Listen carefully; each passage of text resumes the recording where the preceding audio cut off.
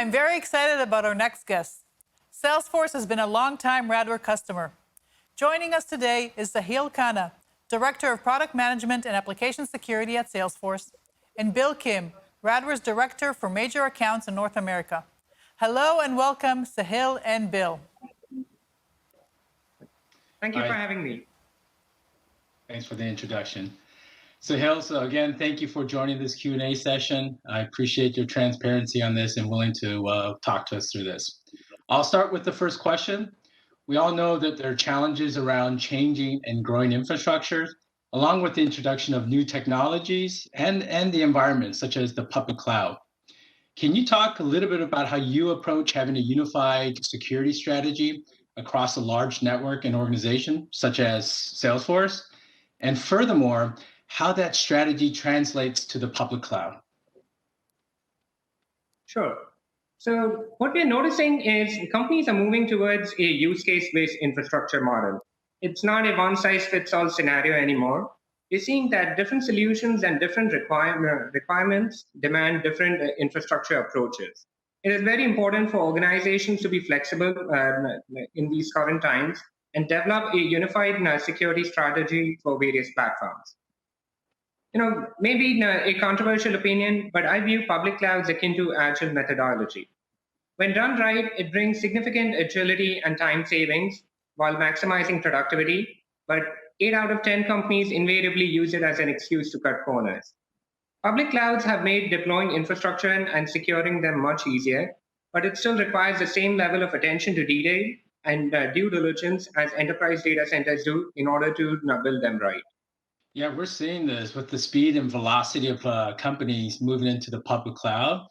From your standpoint, what sort of challenges and what points do you look at around infrastructure security, such as firewalls and DDoS? So as a product manager, my biggest challenge with public cloud is the decision on what I want from my security control point. Am I looking to provide availability or effective mitigation?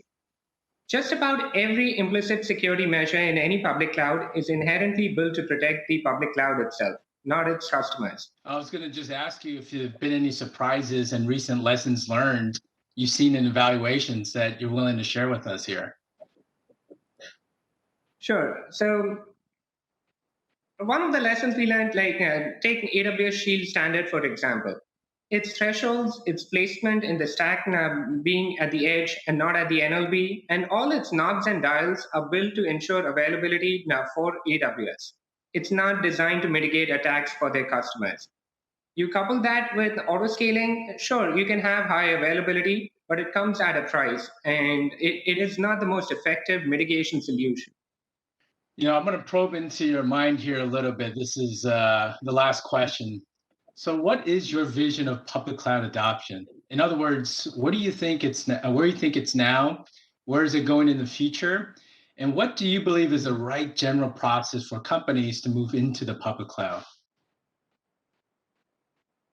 So there is no doubt left anymore that public clouds have revolutionized infrastructure as a service.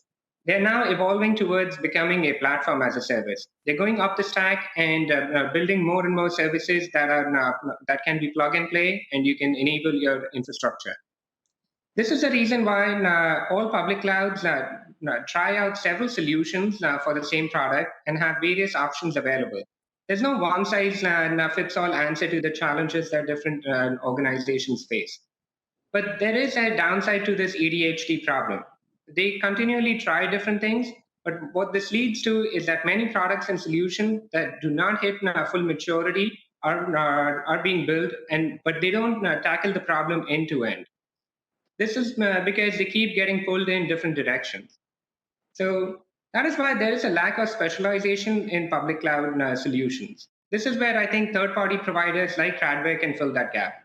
Companies like Radware are specialists in their domain.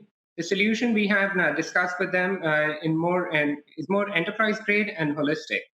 Vendors like Radware will help develop standardizations around what is the best way to approach certain problems. You know what, Sahil, I really appreciate your time. It was extremely enjoyable discussion. We are out of time here, so I want to thank you again. Stay healthy and strong. And Shira, back to you.